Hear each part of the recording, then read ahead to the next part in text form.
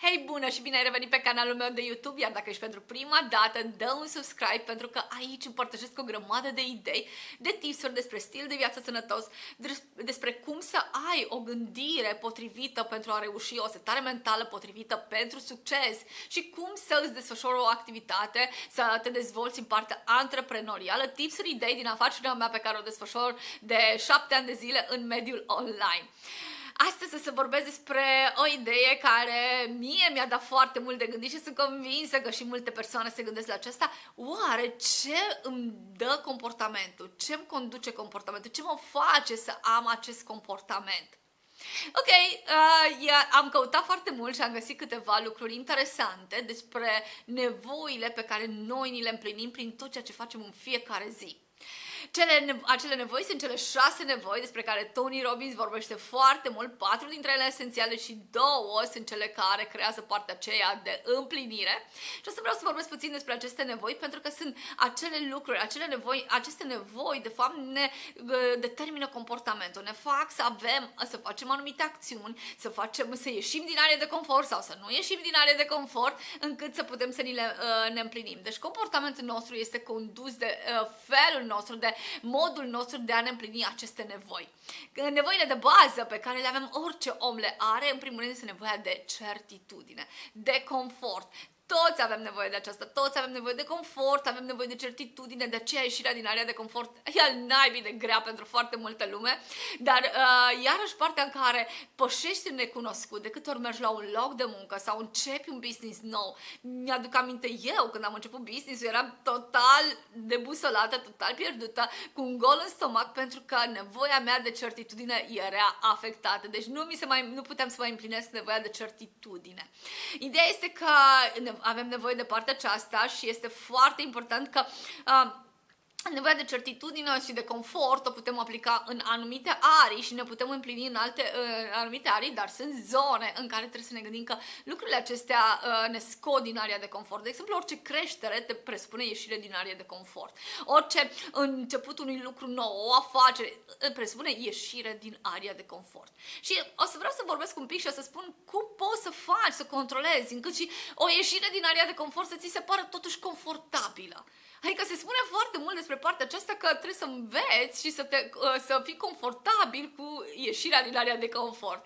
Cum faci lucrul acesta? Și un lucru foarte important este că în momentele acelea când simți că nu ai confort, când simți că nu știi ce se întâmplă și mai ales trecem printr-o perioadă interesantă, adică de la o zi la alta vedem că nici măcar nu putem să mai prezicem ce se întâmplă, nu mai putem prezice ce se întâmplă în job, ce se întâmplă în familie, ce se întâmplă afară, avem voie să ieșim, nu avem voie să ieșim, dar e foarte important că un lucru pe care poți să-l controlezi este credința. Adică, cum poți să rămâi în area de confort, deși ești într-un mediu inconfortabil, deși ești într-un mediu de nesiguranță, în primul rând este credința. Și nu credința că ce se va întâmpla sau ceva, ci credința în tine că pe baza experienței pe care o ai, vei face față la orice schimbare va fi. Așa că primul lucru la care, dacă vrei să te simți confortabil când ieși din area de confort, în primul rând fă-te confortabil cu încrederea în tine, credința în tine că orice s-ar întâmpla, orice situație nouă ar apărea, tu ești pregătit sau pregătită să-i faci față, pentru că ai o experiență în spate, ai partea de gândire, ai partea de lecții învățate până acum, încât poți să le faci față la orice schimbare. Așa că ieșirea din area de confort o poți controla prin partea aceasta. Simte-te cu credință în tine că orice situație nouă va apărea, îi vei face față pe baza experienței pe care o ai. O altă nevoie pe care ne o împlinim prin ceea ce facem în fiecare zi, prin comportamentul nostru, este nevoia de varietate. E contradictorie cu cealaltă. Am nevoie de confort, am nevoie de partea aceasta să fiu într-un mediu confortabil și într-un mediu pe care îl controlez și îl știu, dar totuși am nevoie și de varietate. Păi da, ce spunem de multe ori? Când merg la job, merg acasă, ce spune, e banal, același lucru se întâmplă fiecare zi. Pentru că avem nevoie să ieșim, să avem varietate. Nu înseamnă că despre nevoile acestea despre care voi vorbi, toți le avem, deci este garantat, dar toată lumea avem diverse, hai să spunem, metode, vehicule prin care ni le împlinim. De exemplu, varietatea. Sunt persoane care poate se uită la un film și deja au ieșit din rutina zilnică, sau sunt persoane care trebuie să, din când în când, ca și mine, trebuie să meargă până să facă un city break și în felul acesta deja ies din partea aceasta de au varietate. Sau acceptă provocări, cum accept eu foarte mult și în business, încât să cresc partea de varietate, să mă scot din area de confort. Deci sunt persoane care, în diverse metode, în diverse moduri, pot să-ți împlinești această nevoie. Deci este nevoia de varietate. Și aici caută să vezi ce ai putea face diferit. Nu știu, poate că data viitoare când faci sport, fă în loc de yoga, fă cardio sau pune puțină muzică când gătești. Adică încearcă să schimbi un pic lucrurile, pentru că asta îți împlinește nevoia de varietate. Fă lucrurile un pic diferit de fiecare dată.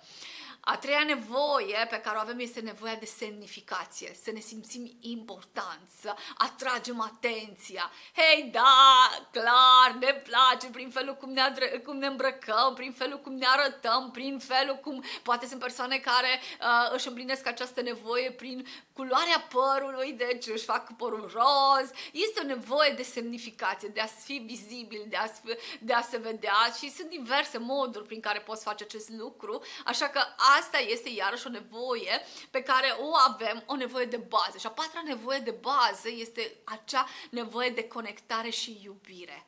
Da, conectare și iubire, de-aia ne place să fim într-un mediu frumos, de-aia ne place să fim cu oameni dragi, de-aia ne place să ne simțim iubiți, să ne simțim conectați, dar există și alte moduri de a împlini aceste nevoi de conectare. Pentru că poate să fie conectarea cu natura și atunci o plimbare în natură te face să te simți conectat cu natura. Conectarea cu partea spirituală a ta. O meditație, de fapt, te face să te conectezi cu tine. Deci sunt diverse moduri prin care poți satisface această nevoie de conectare. Deci sunt cele 4 nevoi de bază: certitudine, varietate, semnificație, ok, și partea aceasta de conectare și iubire. Și vin cele 2 nevoi supreme care îți dau partea de împlinire. Pe toate trebuie să ni le împlinim în viață, dar 2 sunt cele care dau partea de împlinire, de mai presus de partea de baza vieții. Este partea de creștere, nevoia de a crește. Și tot timpul auzim de chestia: când ai făcut ultima dată când ai făcut pentru ultima dată, pentru prima dată un lucru nou, când ai făcut ultima dată un lucru nou. Adică sunt lucruri de genul când începi să creezi, să faci lucruri noi, adică înveți abilități noi, te dezvolți, citești, crești, poate te dezvolți în domeniul tău mai mult, vrei să devii mai bun în domeniul tău, este nevoia ta de creștere. Adică tot timpul vrei să înveți ceva, vrei să te dezvolți, vrei să crezi. Asta este pe care dacă te uiți la un copil o vezi imediat.